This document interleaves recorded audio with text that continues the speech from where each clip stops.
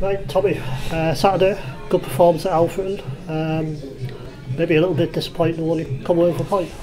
Yeah, I think on a different day, I think Tomo probably could have had a hat-trick, and I think he knows that. Nico's had a couple of chances where he's put the wrong side of the post, and I think if you go through the game, we're probably the ones that have created the most, especially second half. I thought we really pushed them hard, and probably come away at least with a point, but probably looking at it thinking, do you know what, we could have made the gap to the playoff 6. So we know we need to catch up on the point side of things, but say a clean sheet away from home and a point, it's not the end of the world. Is that a sign of sort of progress over the last few weeks then, that we're coming away from that sort of fixture with a clean sheet and a point and being a bit disappointed by it? Yeah, I think so. You know, it's not the first time, and it probably won't be the last. You know, we've gone to Bradford Park Avenue and left with a point. We've gone to Chorley and probably feel a bit disappointed not to come away with a point on that occasion. Obviously Altrincham, Leamington, but ultimately these points keep adding up, and I think if we did tot them all up, you know, we would be a playoff team right now. I think that's where the frustration comes, but at the same time there's a realisation that we're not actually too far away, and if we keep doing the right things and playing the way we are, then draws will start turning to wins.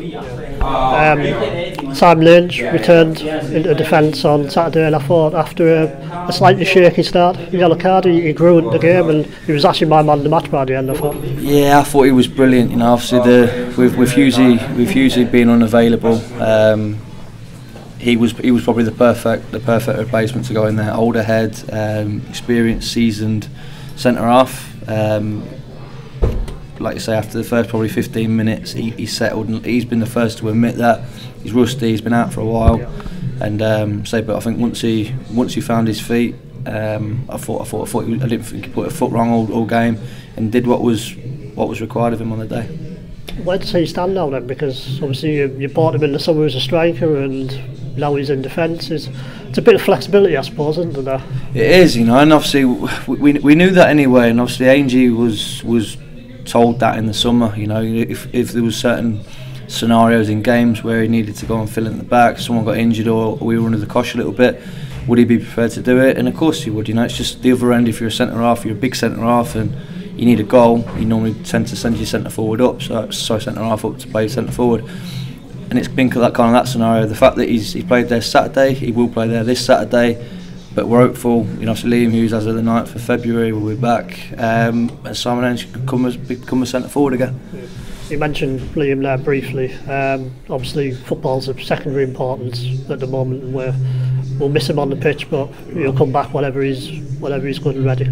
Yeah, like I say, we're confident. I've spoken to him at length, obviously, over the last probably month or so about it. We've managed it, if you like, to the point where he's been playing, and he's been playing well. But ultimately, it's not fixing the problem. It's papering over the cracks. So we put him in touch with the PFA. We've set all this up. You know, his partner Jen's been great with it. Been in regular contact with her, and it has been tough for all parties.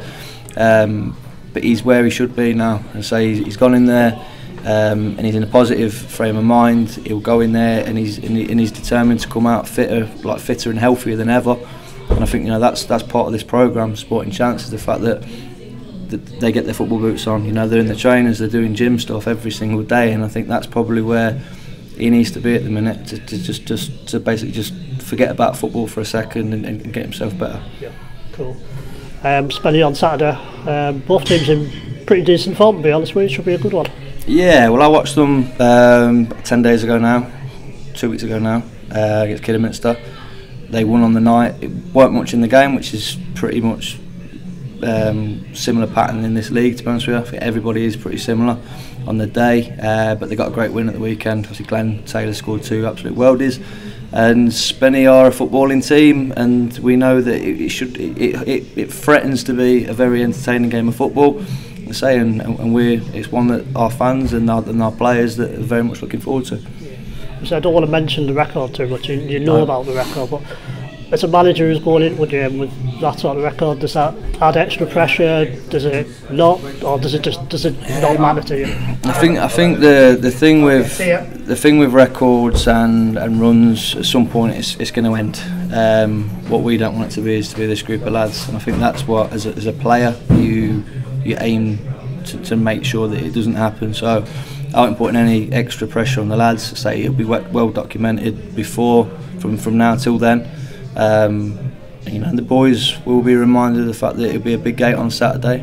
We're in good home form, and we know we can match anybody in this league, and Spennymoor's no different to that.